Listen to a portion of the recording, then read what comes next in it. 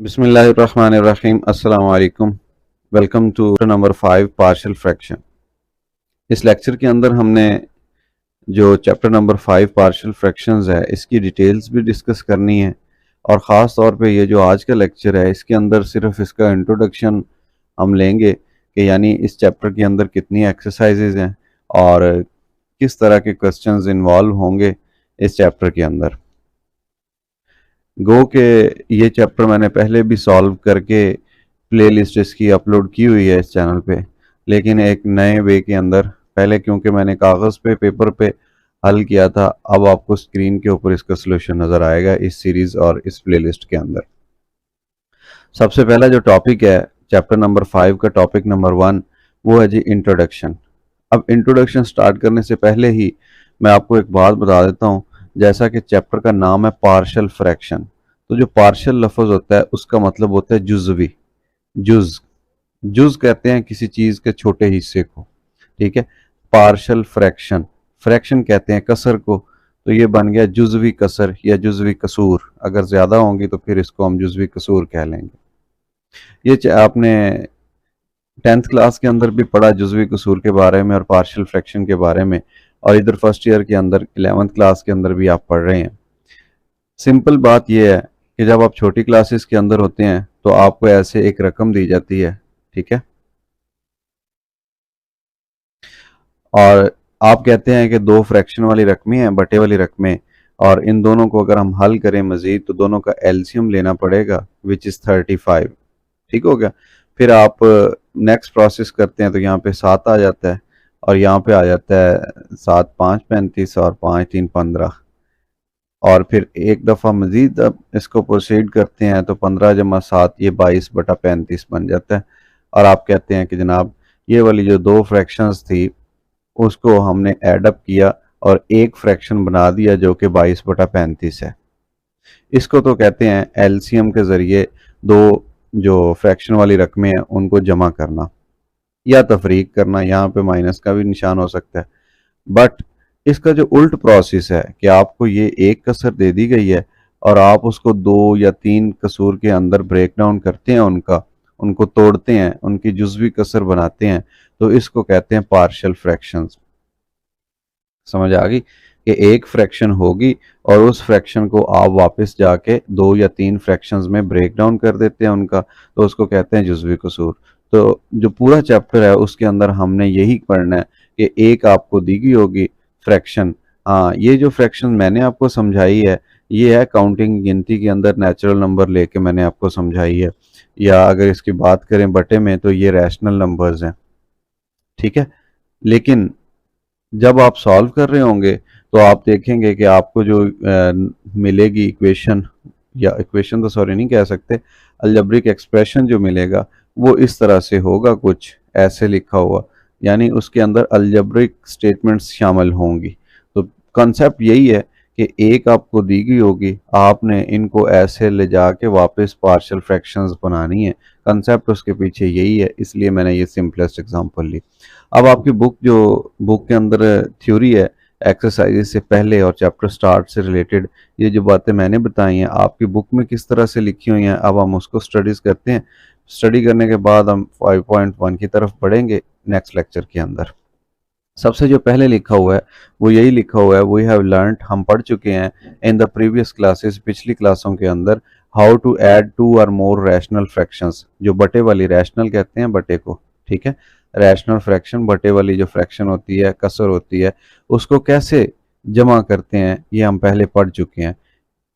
और ये भी पढ़ चुके हैं, सॉरी दोबारा, the previous classes how to add, जमा कैसे करते हैं 2 और मोर रैशनल फ्रैक्शंस, दो या दो से ज़्यादा बटे वाली रकमों को, into a single rational fraction, एक सिंगल बटे के अंदर, जो अभी एग्जांपल हमने डिस्कस की।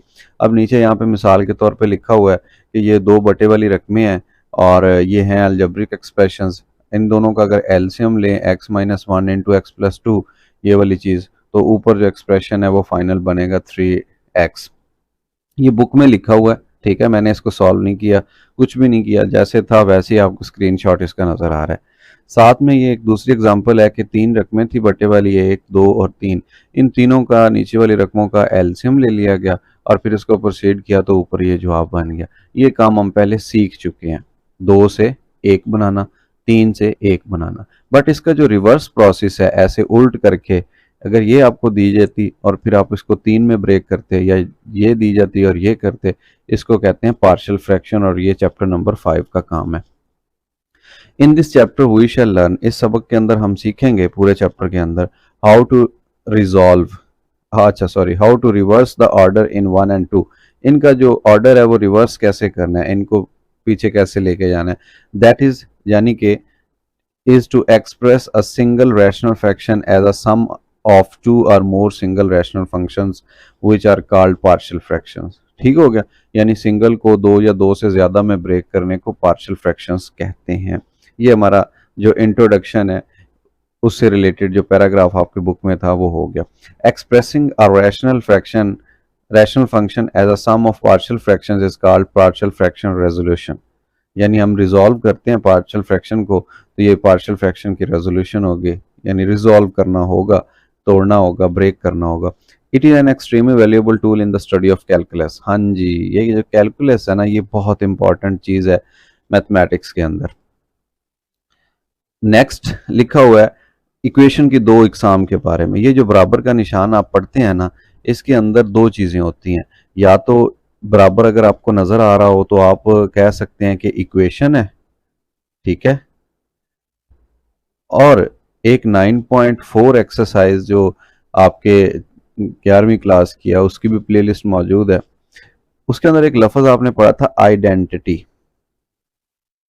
आइडेंटिटी, ठीक है, आइडेंटिटी, आइडेंटिटी। अगर बराबर का निशान आ रहा होगा तो या तो वो इक्वेशन होगी या आइडेंटिटी होगी, दोनों में थोड़ा सा फर्क है। इक्वेशन कहते हैं एक ऐसी स्टेटमेंट जो सिर्फ एक मखसूस वैल्यू के लिए ट्रू हो। मिसाल के तौर पे मैं लिखता हूँ 3x + 5 = 0। अब यहाँ से x की वैल्यू अगर निकालें तो वो निकलेगी 3x = -5 और फिर x की वैल्यू निकलेगी -5/2। तो ये जो स्टेटमेंट थी ये वाली, ये सिर्फ x की एक वैल्यू के लिए वैलिड थी। ठीक हो गया, वो कौन सी वैल्यू थी? -5/2। सिर्फ इसके ऊपर ये लेफ्ट और राइट इक्वल आएंगी तो इसको इक्वेशन हम बोलते हैं।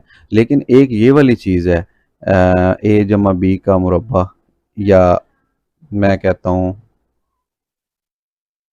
x + 2 का स्क्वायर, इसको ओपन करें तो ये बनेगा x² a का स्क्वायर + b का स्क्वायर + 2ab। ठीक हो गया। अब ये वाली जो एक्सप्रेशन है इसको हम इक्वेशन नहीं कह सकते, इसको हम क्या बोलेंगे? आइडेंटिटी। और थोड़ी सी निशानी बताते हैं, जो जनरल फॉर्म में होती है उसको आइडेंटिटी कहते हैं। अब इसमें से आप एक्स की वैल्यू तो नहीं निकाल सकते एक मखसूस, इसलिए ये आइडेंटिटी है और ये इक्वेशन है। अलबत्ता दोनों के अंदर बराबर का निशान आ रहा है, इधर भी आ रहा था, इधर भी आ रहा था, तो यही फर्क आपके यहाँ पे दिया गया। जो आम इक्वेशन होती है जिसको हम इक्वेशन कहते हैं, जिस तरह ये, इसको कंडीशनल इक्वेशन कहते हैं। असल इसका पूरा नाम है कंडीशनल इक्वेशन। तो यहाँ लिखा हुआ है it is an equation in which two algebraic expressions are equal for a particular value of the variable। जैसा कि ये मैंने लिखा, 2x + 3 is a conditional equation and it is true only when x = 3/2। जैसे मैंने x की value निकाली वैसे ही उसने बता दिया कि ये कंडीशनल है, तो इसको हम इक्वेशन बोलेंगे। x की वैल्यू, ये इक्वेशन है और ये x की वैल्यू 3/2 पे वैलिड है।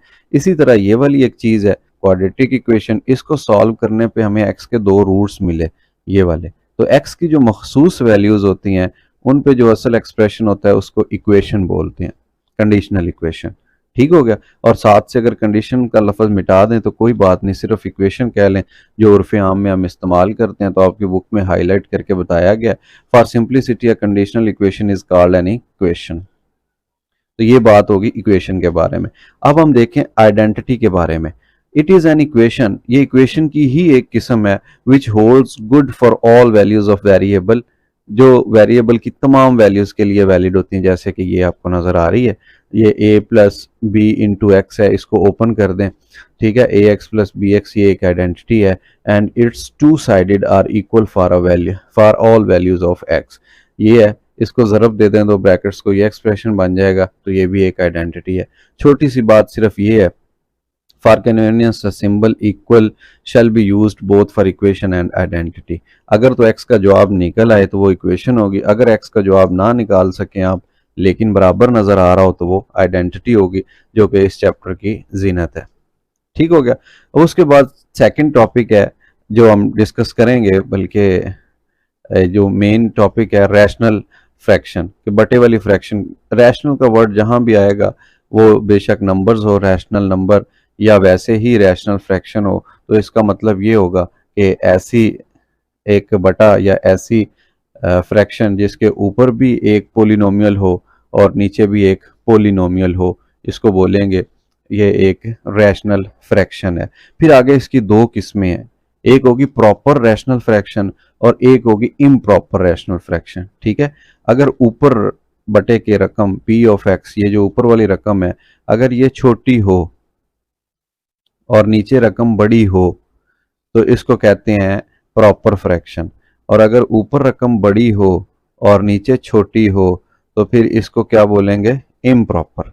अब आप कहेंगे कि अलजबरे में हमें कैसे पता चलेगा,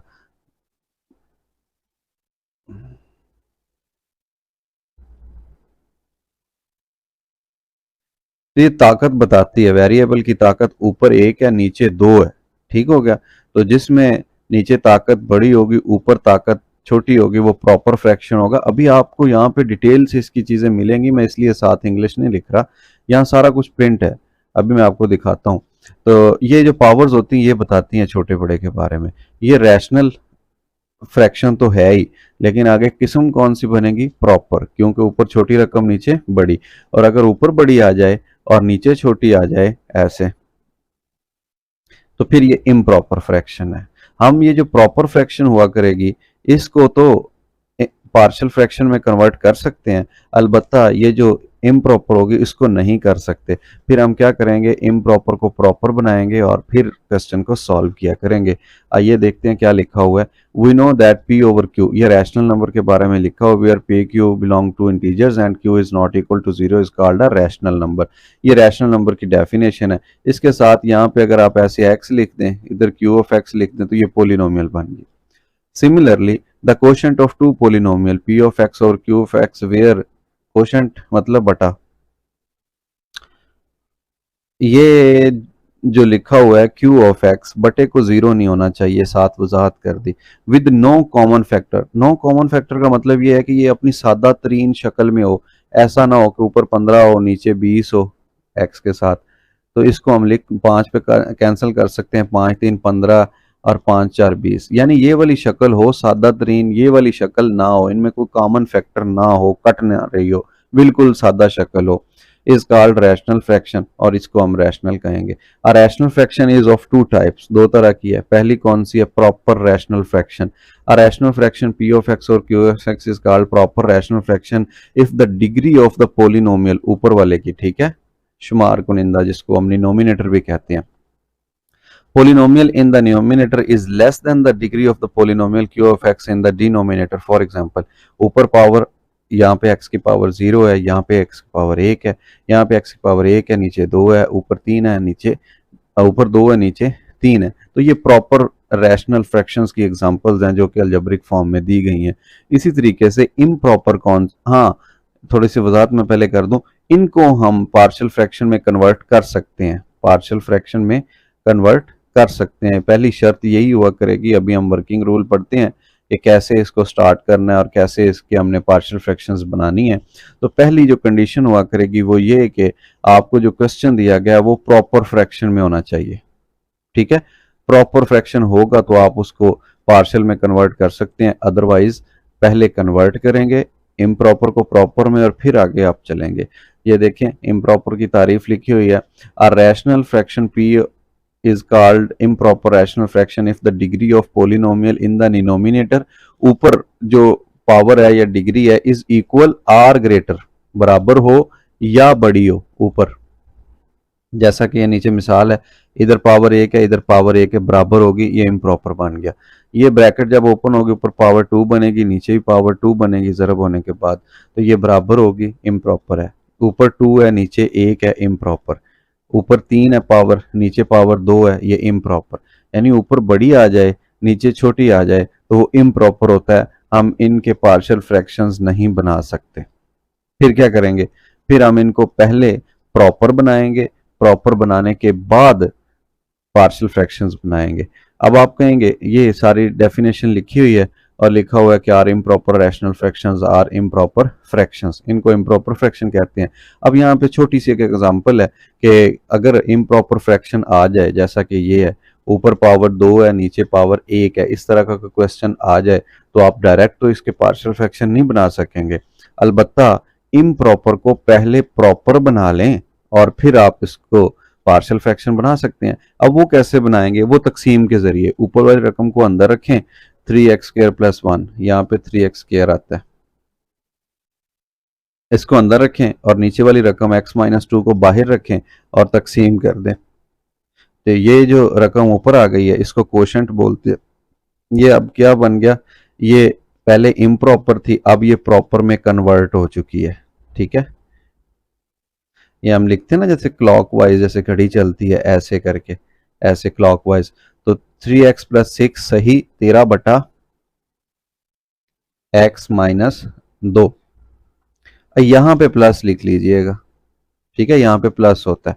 तो इसको बोलते हैं, ये इम्प्रॉपर को प्रॉपर में कन्वर्ट कर लेना। पहले इम्प्रॉपर थी, ऊपर पावर ज्यादा थी नीचे कम थी। अब देख लें ऊपर x की पावर है ही नहीं, मतलब 0 है और नीचे 1 है, तो ये वाला जो हिस्सा है इसका इम्प्रॉपर बन चुका है, इसको कन्वर्ट कर लेंगे हम पार्शियल फ्रैक्शन में। अब ये पार्शियल फ्रैक्शंस में कन्वर्ट हो सकती है। तो याद रखिएगा, सबसे पहला जो कंडीशन है वो आपने चेक करनी है, क्या जो आपको फ्रैक्शन दी गई है वो रैशनल तो है ही, क्या वो प्रॉपर भी है या नहीं। अगर प्रॉपर नहीं होगी तो पहले प्रॉपर बनाएंगे इस तरह से और फिर उसके बाद आप पार्शियल फ्रैक्शन की तरफ बढ़िएगा। अगर आपने गलत स्टार्ट ले लिया तो आपका टोटल जो क्वेश्चन है, स्टेटमेंट है, सारी वो गलत हो जाएगी, आपकी मेहनत पे पानी पड़ जाएगा। ये थी 2 एग्जाम फ्रैक्शन की। अब उसके बाद हम जो वर्किंग रूल्स हैं यानी स्टेप्स हैं क्वेश्चंस को सॉल्व करने के, वो देखते हैं। तो उसका जो 5वें चैप्टर का तीसरा जो टॉपिक है वो है जी resolution of rational fraction into partial fraction, यानी इस चीज़ को रिजॉल्व करना पार्शियल फ्रैक्शंस के अंदर। तो मैं आपको बता चुका हूँ बारहा, जो following are the main points of resolving a rational fraction into partial fraction.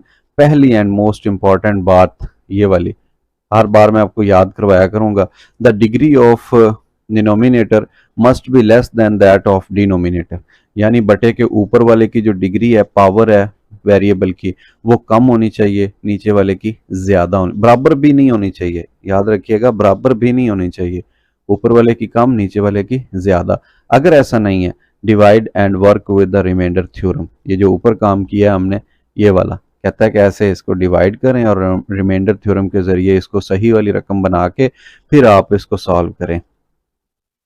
दूसरा, clear the given equation of fractions. ये मैं आपको जैसे ही हम क्वेश्चन सॉल्व करेंगे तो मैं बताऊंगा कि जो इक्वेशन है उसके अंदर फ्रैक्शन यानी बटों को कैसे ख़त्म करना है। तो हम एक मखसूस नंबर से ज़रब दिया करेंगे और बटे ख़त्म हो जाया करेंगे। फिर जो दोनों साइड पे कॉफिशेंट्स हैं एक्स के हिसाब से, उन दोनों को हम आपस में मुवाजना किया करेंगे और वहाँ से कोई हमें जो ए बी सी हम फ़र्ज़ करेंगे उनकी वैल्यू निकल आएगी। तो ये सारा है एग्जाम्पल लेके सॉल्व करने वाला। बस एक बात याद कराने वाली आपको थी कि जो पहली बात है इंपॉर्टेंट है वो ये कि ऊपर छोटी पावर हो नीचे बड़ी हो। Solve the resulting equation for the coefficients, तो ये हम बाद में सॉल्व करेंगे, सीखते हैं।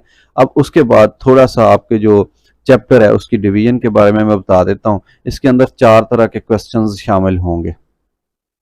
ये जो पार्शियल फ्रैक्शंस, ये सॉरी जो रैशनल फ्रैक्शंस हैं, इसकी टोटल 4 किस्में होंगी। ठीक है, 4 किस्में कौन सी होंगी, किस पे डिपेंड करेंगी, वो मैं आपको बता देता हूँ। ये जो बटे के नीचे वाली रकम है ना, ये वाली जिसको क्यू ऑफ एक्स कहा गया, इसको उर्दू में मखरज और इंग्लिश में इसको डिनोमिनेटर कहते हैं।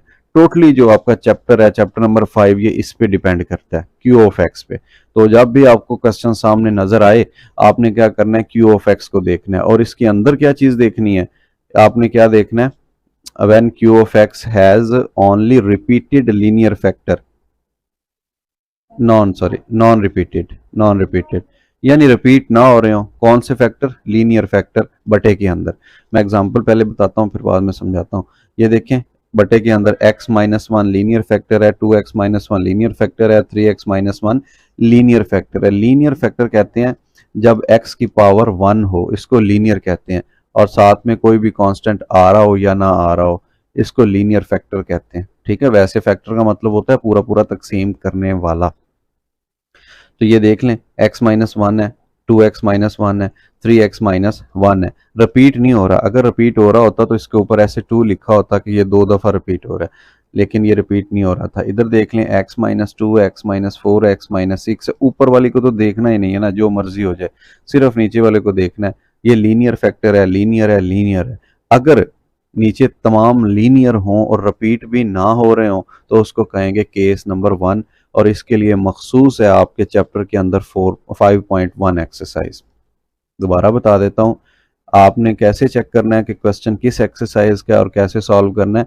आपको जो क्वेश्चन दिया गया होगा, आपने उसके बटे के नीचे वाली रकम देखनी है, क्यू ऑफ एक्स, और अगर तो वो सिर्फ लीनियर फैक्टर्स हों और कोई भी उनमें रिपीट ना हो रहा हो, यानी पावर किसी की ना आ रही हो, तो फिर तो इंतहाई सिंपल है और वो 5.1 एक्सरसाइज का क्वेश्चन है। लेकिन अगर रिपीट हो जाए तो वो केस नंबर 2 बन जाएगा। When Q of x has repeated linear factor, यानी कि ये x-1 था, अगर इसके ऊपर पावर आ जाती, ऐसे कोई भी पावर, मैं मिसाल आपको देता हूँ ये वाली, ये देखें, x+2 की पावर 2 आ रही है, तो इसका मतलब क्या है? इसका मतलब ये है कि x+2 ज़रब हो रहा है x+2 के साथ, यानी 2 दफ़ा आ रहा है, तो इसको हम बोलेंगे रिपीट हो रहा है। तो ये रिपीट हो रहा है, ये सिंगल आ रहा है। तो जब रिपीट होगा उसका तरीकाकार अलहदा है उसको हल करने का, और ये हम सीखेंगे 5.2 एक्सरसाइज के अंदर। इधर देख लें एक और मिसाल, ये भी रिपीट हो रहा है, हमें बता रहा है कि रिपीट हो रहा है, तो इसकी प्रैक्टिस होगी 5.2 एक्सरसाइज के अंदर। हम सीखेंगे कि जो लीनियर हो, देखें इधर लीनियर है, ये भी याद रखिएगा, अंदर जो x की पावर है वो 1 है, लीनियर है। तो जब लीनियर रिपीट होगा उसका और तरीका है, और अगर लीनियर के अलावा कोई हो तो उसका और तरीका है। तीसरी जो केस है या टाइप है वो ये है कि Q of x contains non repeated irreducible quadratic factor. अब देखें, नॉन रिपीटेड, जैसे कि पहले केस के अंदर था नॉन रिपीटेड, यानी ब्रैकेट के ऊपर पावर नहीं आ रही होगी। इरेड्यूसिबल क्वाड्रेटिक फैक्टर, यानी ऐसी क्वाड्रेटिक इक्वेशन जिसकी आप फैक्टराइजेशन ना कर सकते हो, उसको कहते हैं इरेड्यूसिबल क्वाड्रेटिक फैक्टर। जैसा कि ये देखिए, ऊपर तो नहीं देखना, मैंने पहले आपको कह दिया, नीचे वाली सिर्फ रकम देखनी है। x² + 2x + 5 है, तो ये देख लें, ये क्वाड्रेटिक है, लीनियर नहीं है। ये लीनियर थे दोनों केस, ये क्वाड्रेटिक x की पावर 2 आ रही है, और इसको आप चेक कर लें, ये फैक्टर भी नहीं बनेंगे, इरिड्यूसिबल है, इसके फैक्टर्स नहीं बनेंगे। लिहाजा ये टाइप नंबर 3 या केस नंबर 3 बन गया कि बटे के नीचे क्वाड्रेटिक फैक्टर्स आ रहे हैं और वो इरिड्यूसिबल हैं, रिड्यूस भी नहीं हो रहे। दूसरी मिसाल देखिए, ये देखें, x² + 4 है, इसको आप फैक्टराइज नहीं कर सकते, तो ये जो पावर 2 है ये आपको बताती है क्वाड्रेटिक। ठीक है, और इधर ब्रैकेट के ऊपर कोई पावर नहीं है, इस वजह से ये नॉन रिपीटेड है। अगर ब्रैकेट के ऊपर पावर आती है तो वो रिपीटेड हुआ करते हैं। ठीक हो गया। तो ये केस नंबर 3 है, टाइप नंबर 3 है, और इसकी प्रैक्टिस हम करेंगे एक्सरसाइज 5.3 के अंदर। मैं तरीकाकार आपको बताऊंगा और क्वेश्चन सॉल्व करवाऊंगा, और आपने उसी तरीके के ज़रिए, पहले पेपर में तो आपको नहीं पता होगा ना कि क्वेश्चन किस एक्सरसाइज से आया है, तो जब आपको ये वाली चीज़ें पता होंगी जो मैं आपको बता रहा हूँ, तब ही आप क्वेश्चन अंडरस्टैंड कर सकेंगे। हाँ, अलबत्ता हर एक्सरसाइज स्टार्ट होने से पहले भी मैं ये चीज़ रिपीट करूँगा, आपको बार बार बताऊँगा, तो इस चीज़ को पल्ले बांध लीजिएगा। और लास्ट जो केस है वो है केस नंबर 4, और उसमें लिखा हुआ है Q of x repeated. Repeat का मतलब है ब्रैकेट के ऊपर पावर, इरेड्यूसिबल क्वाड्रेटिक फैक्टर। मिसाल देखिए पहले, फिर बताता हूँ। ये देखें, ये क्वाड्रेटिक फैक्टर है और इसके ऊपर पावर आ गई, ये पावर 2 आ गई। पावर 2 का मतलब है कि ये रिपीट हो रहा है। इधर भी देख लें, यही वाला क्वेश्चन, यही वाला इस तरह का, x² + 2 ये बता रहा है क्वाड्रेटिक और ये बता रहा है रिपीटेड, तो ये रिपीटेड क्वाड्रेटिक होगा। जब रिपीटेड क्वाड्रेटिक होगा तो ये 5.4 एक्सरसाइज का क्वेश्चन होगा, और हम यहाँ पे तरीका सीखेंगे कि रिपीटेड क्वाड्रेटिक को कैसे डील करना है। दोबारा बता देता हूँ, ये सारी स्लाइड जो आपके सामने है, कि जब भी आपको क्वेश्चन दिया गया होगा तो आपने 4 में से कोई एक उसकी शक्ल ढूंढ लेनी है। सबसे पहले तो आपने जो बटे के नीचे वाली रकम है जिसको डिनोमिनेटर कहते हैं, उसको पकड़ लेना है और उसको चेक करना है क्या उसके लीनियर फैक्टर्स मौजूद हैं या नहीं।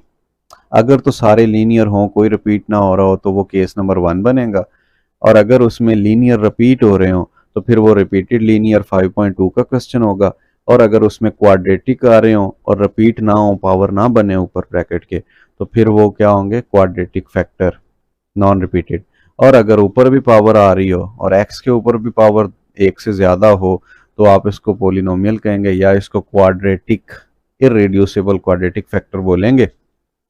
और ये 5.4 एक्सरसाइज के अंदर इस चीज़ की प्रैक्टिस होगी। तो ये था चैप्टर नंबर 5 का इंट्रोडक्शन। मैंने आपको बहुत ज़्यादा जो लो लेवल है वहाँ तक जाके बताने की कोशिश की है कि कैसे इस चैप्टर की जो एक्सरसाइजेज हैं उनकी डिवीजन हुई हुई है और उनके अंदर हम कौन कौन सी टेक्निक्स यूज़ करेंगे। क्वेश्चन सॉल्व करना कोई मुश्किल बात नहीं है, जस्ट अंडरस्टैंड ये करना कि क्वेश्चन किस एक्सरसाइज से है और कैसे उसको सॉल्व करना है, ये मेन चीज़ है। अलबत्ता इसकी जो कैलकुलेशंस है वो इंतहाई आसान है, कोई छठी सातवीं क्लास का बच्चा भी ये क्वेश्चन सॉल्व कर सकता है। नेक्स्ट इंशाल्लाह हम जो अगला लेक्चर स्टार्ट करेंगे उसमें हम चैप्टर नंबर 5 पार्शियल फ्रैक्शन की एक्सरसाइज 5.1 को सॉल्व करेंगे और इसके अंदर जितने भी क्वेश्चंस होंगे मैं ट्राई करूंगा कि आपको सारे क्वेश्चन सॉल्व करवाऊं। जो इससे पहली जो लेक्चर सीरीज है उसके अंदर मैंने कुछ क्वेश्चन सॉल्व करवाए थे और बाकी मैंने एज एन असाइनमेंट आपको बताया था कि आप खुद से सॉल्व कर लें। लेकिन इस सीरीज के अंदर मैं कोशिश करूंगा कि सारे क्वेश्चंस अपने हाथ से आपको सॉल्व करवाऊं। अपना बहुत सारा ख्याल रखिए। इस लेक्चर की अगर आपको समझ आ गई है वेल एंड गुड, और अगर किसी किस्म का भी प्रॉब्लम है तो आप मेरे साथ कांटेक्ट कर सकते हैं। I am available 24/7। अपना बहुत सारा ख्याल रखिए। अल्लाह हाफिज़।